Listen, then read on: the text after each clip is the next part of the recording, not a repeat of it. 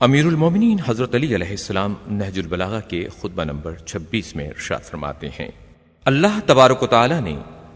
محمد صلی اللہ علیہ وآلہ وسلم کو تمام جہانوں کو ان کی بدعمالیوں سے متنبہ کرنے والا اور اپنی وحی کا امین بنا کر بھیجا۔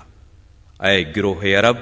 اس وقت تو تم بدترین دین پر اور بدترین گھروں میں تھے، کھردرے پتھروں اور زہریلے سانپوں میں تم بود و باش رکھتے تھے، بت تمہارے درمیان گڑے ہوئے تھے اور گناہ تم سے چمٹے ہوئے تھے۔ اسی خطبے کا ایک حصہ یہ ہے، میں نے نگاہ اٹھا کر دیکھا تو مجھے اپنے اہل بیت کے علاوہ کوئی اپنا معین و مددگار نظر نہ آیا۔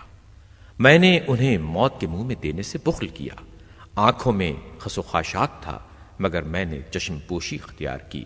حلق میں پھندے تھے مگر میں نے غم و غصے کے گھونٹ پی لیے اور گل و قرقنگی کے باوجود حنظل سے زیادہ تلخ حالات پر صبر کیا۔